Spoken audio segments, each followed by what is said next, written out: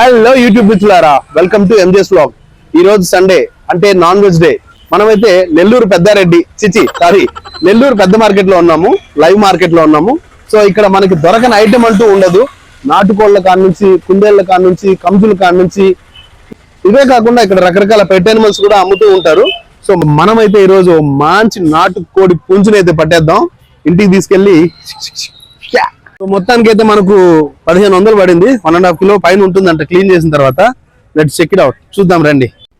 అబ్బా, మొత్తానికి ధైర్యం చేసి ఇద్దరు కలిసి కోడిని అయితే పట్టుకోగలిగారు. అబ్బా, మా పిల్లలు ఇక్కడే దర్గా దగ్గర ఒక ఆవిడ కోడి మొత్తం డ్రెస్సింగ్ చేసి క్లీన్ చేసి ఇస్తానని చెప్పింది. వాళ్ళ రేటు చూసి నాకు దిమ్మ తిరిగిపోయింది. బయట ఎండలు మండిపోతున్నాయి, వీళ్ళ రేట్లు కూడా తగలడిపోతున్నాయి. ఏం చేద్దాం, తప్పదు. నాటుకోడిని మామూలు కోడిలా కొట్టించేసుకొని తీసుకెళ్ళకూడదు. దానికి ఉన్న ఈకలన్నీ మెల్లగా తీసి మంచిగా నిప్పుల మీద, సన్న సెగ మీద, మళ్ళీ కోడి మాడిపోకూడదండోయ్, అలా దోరగా కాల్చిన తర్వాత దాని ఒళ్ళంతా పసుపుతో నలుగు పెట్టి శుభ్రంగా నీళ్ళేసి కడిగి మంచిగా మనకు కావలసిన సైజులో కోడిని అయితే కొట్టించేసుకోవాలి. ఈ సుబానీ మావ అయితే సూపర్ గా కొడుతున్నాడు. మేమైతే లెగ్ జాయింట్ అట్లే పెట్టుబయ్యా, పిల్లలు ఇష్టంగా తింటారు అని చెప్పాము. సో మంచిగా టాకాలు అయితే వేసేసి టకాటక్ కొట్టించేసి నీట్ గా కవర్ లో పెట్టించేసాడబ్బా. మొత్తానికైతే మా కోడి రెడీ. మన నాటుకోడి క్లీనింగ్ అయితే రెడీ అయిపోయింది. సో ఇంటికి వెళ్ళి పూర్తి ప్రాసెస్ అయితే మీకు చూపిస్తాను. వీడియో ఎక్కడ స్కిప్ చేయకుండా చూడండి. నాటుకోడి కర్రీ సూపర్ గా ఉంటుంది, టేస్ట్. వచ్చేసేయండి. కోడిని అయితే నీట్ గా డ్రెస్సింగ్ చేపించి ఒకసారి అక్కడ వెయిట్ చూపించాము. కేజీ 300 గ్రాములు పడ్డది. సో ఇవాళ అయితే మనము నాటుకోడిని ఎందులో చేసుకోబోతున్నామో తెలుసా? మట్టి పాత్ర అండి. సో ఈ మట్టి పాత్రలో మనమైతే ఇప్పుడు నాటుకోడిని వండుకోబోతున్నాం. మట్టి సట్టిలో నాటుకోడి కూర. Watch and enjoy. నాటుకోడి చేసుకోవడానికి మనకు కావాల్సిన ఇంగ్రీడియంట్స్ అయితే చూపిస్తున్నాను చూడండి. ఇక్కడైతే మసాలా దినుసులు అండ్ ఏ వెజిటబుల్స్ యూజ్ చేయాలో నీట్ గా నేనైతే డిస్ప్లేకి పెట్టాను, చూడండి. మనకైతే 3 ఉల్లిపాయ, 2 టమాటా, కరివేపాకు, కొత్తిమీర, 3 మిర్చి, అల్లం వెల్లుల్లి పేస్ట్. మసాలా అయితే ధనియాలు, ఎండుమిర్చి, ఎండు కొబ్బరి, స్టారు, చెక్క, లవంగ, యాలకులు, షాజీరా, మిరియాలు, కరక్కాయ. సో ఇవ్వండి మనకు కావాల్సిన మసాలా దినుసులు. ఈ ఎండల్లో ఈ నాటుకోడి ఏందో, నా ప్రయాస ఏందో. ఏం చేద్దాం, మా సబ్స్క్రైబర్ల కోసం మాటిచ్చా చేస్తున్నా అది. సో ముందుగా ఇందాక చెప్పిన మసాలా దినుసులను అయితే చక్కగా మంచిగా దోరగా వేయించేసుకోవాలి. మార్చకూడదండోయ్, అన్నీ ఈవెన్ గా కాలాలి. సో అలా సన్న మంట మీద దోరగా మసాలా దినుసుల్ని చక్కగా వేయించేసుకొని వాటినైతే మనం సైడ్కి తీసి మంచి పౌడర్ అయితే కొట్టి పెట్టేసుకోవాలండి. ఫైన్ పౌడర్ అయినా పర్లేదు, కాస్త గరుగ్గా కొట్టుకున్నా పర్లేదు. మొత్తానికైతే ఇవి వేగిపోయాయి. వీటి తర్వాత కాస్త గసగసాలు కూడా వేసుకోవాలి, ఎందుకంటే టేస్ట్ ఇంపార్టెంట్. బిగిలో టేస్ట్ ముఖ్యం కదా. సో ఈ గసగసాలు మిగతా మసాలా దినుసులతో వేస్తే మాడిపోతాయి, అందుకనే వీటిని సపరేట్ గా వేయించుకోవాలి, ఎందుకంటే ఇవి త్వరగా వేగిపోతాయి.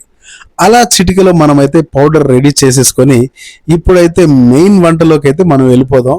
సో చక్కగా మట్టి పాత్ర పెట్టుకొని సన్నటి మంట మీద ఒక 7 స్పూన్ల ఆయిల్ వేసి ఈ వీడియోలో చూపిస్తున్న ఇంగ్రీడియంట్స్ అయితే ఫస్ట్ తిరగమాతకైతే వేసేసుకోవాలి. సో వీటినైతే మెల్లగా అలా దోరగా వేయించుకోవాలి.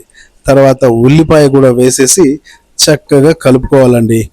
ఈ ఉల్లిపాయ టేస్ట్ మాత్రం కూరకి అద్దరగొట్టేస్తుంది. సో లైట్ గా సాల్ట్ వేసేసుకోండి, అలాగే కొంచెం పసుపు పొడి కూడా వేసుకోండి. సో ఆనియన్స్ అయితే మంచిగా మగ్గిపోతాయండి. చిన్న ఆనియన్ అయితే టేస్ట్ అదిరిపోతుంది, కానీ మాకు ఇక్కడ చిన్న ఆనియన్ టైంకి దొరకలేదు. సో పెద్ద ఆనియన్ తోనే చేస్తున్నాము.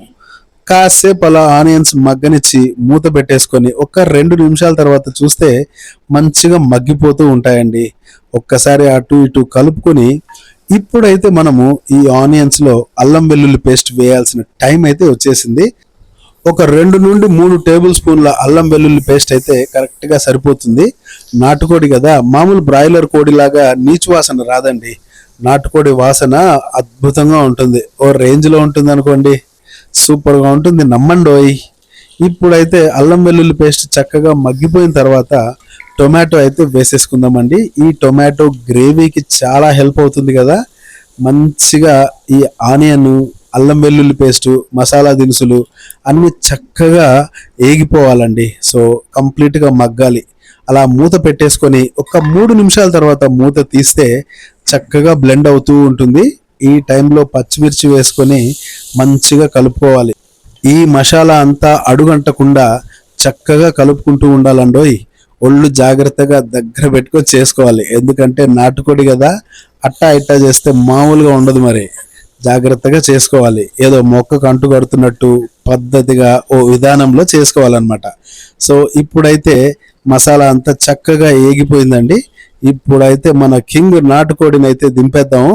మంచిగా పల్చగా ఒకదాని పక్కన ఒకటి అలా పేర్చేసుకొని చక్కగా మట్టి పాత్రలో సెట్ అయ్యేలా మనమైతే వీటిని వేసేసుకోవాలండి. సో ఇప్పుడు ఇక తెలిసిందేగా, లోపలి మసాలా మన నాటుకోడి చక్కగా ఒకదాంతో ఒకటి మంచి ఫ్రెండ్షిప్ చేయాలి. సో అలా రెండింటిని పైకి కిందికి తిప్పించి మళ్ళించి చక్కగా కలుపుకోవాలండి. ఈ మసాలా ముక్కలకి మొత్తం శాంతం పట్టేసేయాలి. అలా పడితేనే ముక్కలో రుచి డబుల్ అవుతుంది అనమాట.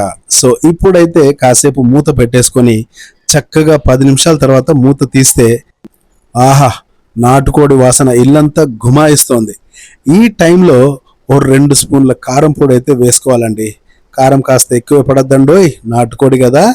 దాంతోపాటు ఓ 2 స్పూన్ల ధనియాల పొడి కూడా వేసుకోవాలి.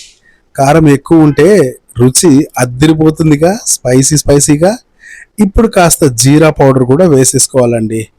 జీరా పొడి తర్వాత మెయిన్ గరం మసాలా కూడా లైట్గా వేసుకోవాలి. కానీ మనం ఒక స్పెషల్ మసాలా కొట్టి పెట్టుకున్నాం కదా, దానికి ఇంకా టైం ఉందిలేండి.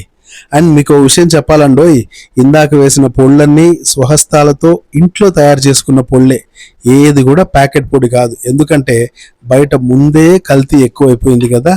కాబట్టి ప్యాకెట్ పొళ్ళని పక్కన పడేసి మంచిగా ఇంట్లోనే కొట్టి పెట్టుకున్నామండి పొళ్ళని. ఇప్పుడు ఈ పొళ్ళు ఇవన్నీ కూడా చక్కగా కూరకు పట్టేసేయాలి.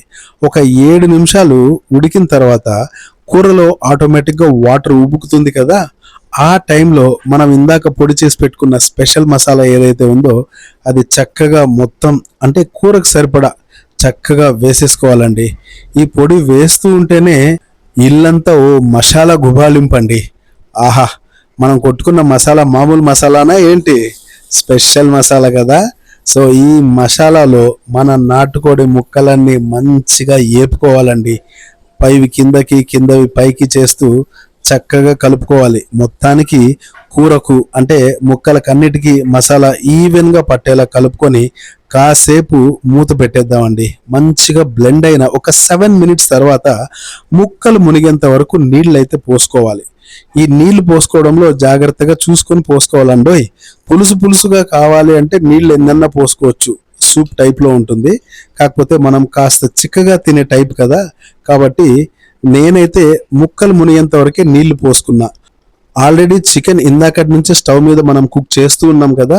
So half of the part అంటే సగానికి సగం అక్కడే కుక్ అయిపోయి ఉంటుంది. కాబట్టి ఇంకా ఎక్కువ నీళ్లు పోసుకోవాల్సిన అవసరం లేదు.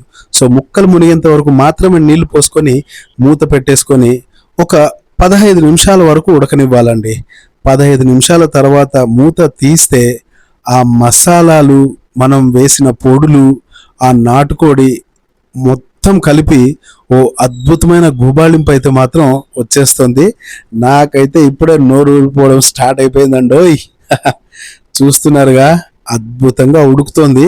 మంచిగా టమాటా, ఆనియన్ మసాలాల్లో అలా ముక్క ఉడికి టెండర్గా అయిపోవాలండి. 7 నిమిషాల తర్వాత మళ్ళీ మూత తీసి చూసా, లేదు, నేను అనుకున్న టెక్స్చర్కి అయితే ఇంకా కూర రాలేదు. కాబట్టి ఇంకాసేపు ఉడకాలి. ముక్క కూడా కొంచెం గట్టిగానే ఉండండోయ్. సో కాసేపు ఉడకనిద్దాం. అలా ఇంకో 5 నిమిషాల తర్వాత మూత తీస్తే కూర చిక్కపడ్డం స్టార్ట్ అయిందండి. అబ్బబ్బబ్బబ్బబ్బా, నాటుకోడి మసాలాలు ఈ అరోమాతో నాకైతే దిమ్మ తిరిగిపోతుంది. అర్జెంటుగా ప్లేట్లో అన్నం పెట్టుకొని వచ్చి ఆ పెనం పక్కనే కూర్చుందాం అనిపించిందండి. నమ్మండి, నిజమండి, అంత అద్భుతంగా కుదిరింది. స్మెల్ మాత్రం గుబాళిచ్చేస్తుంది. నాటుకోడి కదా, ఆ మాత్రం ఉంటుంది. మన కూర అయితే దగ్గర పడడం స్టార్ట్ అయింది. సో చిక్కగా అవుతుందని నా ఉద్దేశం. చూస్తున్నారుగా ఎంత అద్భుతంగా ఉడుకుతోందో. ఆహా ఓహో, మసాలాలు, దినుసులు, నాటుకోడి, మనం వేసిన టొమాటో ఆనియన్ కంప్లీట్గా బ్లెండ్ అయిపోయాయండి. కూర కూడా చాలా చక్కగా చిక్కబడిపోయింది. చూస్తున్నారుగా ఎంత అద్భుతంగా కుదిరిందో. ఏమండోయ్, మీరు నా ఛానల్ ఫస్ట్ టైం చూస్తుంటే సబ్స్క్రైబ్ చేసుకోవడం మాత్రం మర్చిపోకండి. టేస్ట్ చూద్దామా? అద్దిరిపోయింది. లైక్ చేయండి, సబ్స్క్రైబ్ చేయండి, కమెంట్ చేయండి. ఇంకా కొత్త రెసిపీస్ ఏమన్నా చూడాలి అనుకుంటే కమెంట్ చేయండి, నేనైతే ఖచ్చితంగా ట్రై చేస్తాను. ఇప్పుడైతే కూర అయిపోయిందండి. కాస్త కొత్తిమీర చల్లుకొని చక్కగా కలుపుకొని మంచిగా గార్నిష్ చేసుకొని కూరనైతే దించుకోవాలి. కొత్తిమీర వేసాం కాబట్టి కలుపుతున్నాను చూడండి. అబ్బబ్బబ్బా, నేను అనుకున్న టెక్స్చర్కి అయితే వచ్చేసిందండి. ఆ నాటుకోడి లెగ్ పీస్ చూసారా, సూపర్గా ఉడికిపోయిందండి. ఇంకేముంది, 2 నిమిషాల తర్వాత కూరనైతే దించేసుకుందాం. ఈ సమ్మర్లో ఏదో వీడియో కోసం అని స్టవ్ దగ్గరికి ఒక 5-10 నిమిషాలు ఉండేసరికి దూల తీరిపోయింది. నా వల్ల అస్సలు కావడం లేదు. కానీ మన ఫ్యామిలీ లేడీస్, వైఫ్స్, అమ్మలు, సిస్టర్లు, లేడీస్, పాపం వీళ్ళందరికీ హ్యాట్స్ ఆఫ్ చెప్పాలి. మన కోసం టిఫిన్లు, లంచ్లు, డిన్నర్లు 24 అవర్స్ ఆ స్టవ్ దగ్గర, ఆ వేడికి, ఈ ఎండలకి మనకి కష్టం కలగకుండా, ఇబ్బంది కలగకుండా టైంకి మన కడుపు నింపుతున్నారు. మీకు మాత్రం నిజంగా మా జోహార్లండి. ఇక మనం ఇప్పుడైతే బగారా రైస్ తయారు చేసేసుకుందాం రండి. ఇందాక నాటుకోడి నేను చేసిన స్పెషల్ అయితే ఈ బగారా రైస్ మా మిస్సెస్ చేసిన స్పెషల్ అండి. సో చెక్క, లవంగ, యాలకువ, జీరా, దాంతోపాటు కాసిన జీడిపప్పులు మంచిగా ప్యాన్ పెట్టుకొని ఆయిల్ వేడెక్కాక వేసుకోవాలండి. ఈ టైంలో పచ్చిమిర్చిని కూడా వేసుకొని తర్వాత ఆనియన్ కూడా వేసేసుకొని దోరగా వేయించుకోవాలి. జీడిపప్పులు మాడకూడదండోయ్, గోల్డెన్ బ్రౌన్కి వచ్చేంత వరకు చక్కగా వేగిపోయాక సాల్ట్ వేసుకొని కలుపుకుందామండి. తర్వాత కాసేపు మూత పెట్టుకొని ఒక 3 నిమిషాలు మగ్గనిచ్చిన తర్వాత ఇప్పుడు ఇందులో మనము ఒక 2 టేబుల్ స్పూన్ల అల్లం వెల్లుల్లి పేస్ట్ అయితే వేసుకోవాలండి. ఆ అల్లం వెల్లుల్లి పేస్ట్ వేసుకున్నాక ఈ ఆనియన్స్, ఆ అల్లం వెల్లుల్లి పేస్ట్ ఒక బ్రౌనిష్ కలర్కి వచ్చేంత వరకు దోరగా వేయించుకోవాలి. చక్కగా మగ్గిపోవాలండి, మాడకుండా చూసుకోండి. కాస్త కొత్తిమీర కూడా వేసుకొని ఇప్పుడు మొత్తం కలిపి చక్కగా ఒకసారి కలుపుకోండి. ఒక 2 నిమిషాలు మూత పెట్టి తీసిన తర్వాత ఈ మసాలాలన్నీ కంప్లీట్గా బ్లెండ్ అయ్యే టైంలో కాస్త జీరా పొడి, కాస్త ధనియాల పొడి అన్నీ ఒక్కొక్క టేబుల్ స్పూనే, గరం మసాలా 1 టేబుల్ స్పూన్, ఈ 3 పొడులు వేసి చక్కగా కలిగి పెట్టుకోవాలన్నమాట. చూస్తున్నారుగా ఎంత టెంప్టింగ్గా రెడ్డిష్ బ్రౌన్కి వచ్చిందో. సో 2 కప్ రైస్కి అయితే 3.5 కప్ ఆఫ్ వాటర్ కావాలి. 2 కప్పుల బియ్యానికి 3.5 కప్పుల నీళ్లు కావాలి. తర్వాత నీళ్లు పోసుకున్నాక, అంటే ఎసరు పోసుకున్నాక రుచికి సరిపడా ఉప్పు కూడా వేసుకొని చక్కగా కలిగి పెట్టి మూత పెట్టేసుకోవాలండి. ఇప్పుడైతే నీళ్లు మరుగుతున్నాయి. సో ఇదే కరెక్ట్ టైం అండి బియ్యం వేసుకోవడానికి. So Indian gate basmati rice అయితే యూజ్ చేసామండి. 2 కప్స్ ఆఫ్ రైస్. దినుసులన్నీ చక్కగా కలుపుకోవాలి. ఇప్పుడు మొత్తం మసాలా, ఈ బియ్యము అన్ని చక్కగా ఈవెన్గా కలిపి మూత పెట్టుకొని ఒక 15 నుండి 18 నిమిషాల తర్వాత, ఇది సరేసురు కాబట్టి రైస్ కూడా చక్కగా అయిపోయిందండి. చూస్తున్నారుగా, ముద్ద పట్టకుండా పలుకులు పలుకులుగా చక్కగా మన బగారా రైస్ అయితే అయిపోయిందండి. హైదరాబాదీ వాళ్ళ ఫేమస్ రైస్ అండి ఇది బగారా రైస్. ప్రతి ఫంక్షన్లో వండుతారు, ఖచ్చితంగా తినాల్సిందే. ముఖ్యంగా నాటుకోడిలోకి అయితే బగారా రైస్ ఉంటుంది. ఆహా, అద్భుతంగా ఉంటుందండి. ఒక్క ముక్క కూడా మిగల్చకుండా లొట్టలేసుకుంటూ తినేయాలనిపిస్తుంది. లెగ్ పీస్ వచ్చిందండోయ్. సో చక్కగా ఆ మసాలా, చిక్కటి కూర ఒక 4-5 ముక్కలు వేసుకొని బగారా రైస్లో పెట్టుకొని తింటే ఉంటుంది అద్భుత. అంత అద్భుతంగా అమోఘంగా ఉంటుందండి. మీరు కూడా నా బగారా రైస్, నాటుకోడి కూరలో పడి లైక్ కొట్టడం మర్చిపోవద్దండోయ్. లైక్ కొట్టండి, కమెంట్ చేయండి, షేర్ చేయండి. కొత్త వాళ్ళైతే ఖచ్చితంగా సబ్స్క్రైబ్ చేసుకోండి, సపోర్ట్ చేయండి.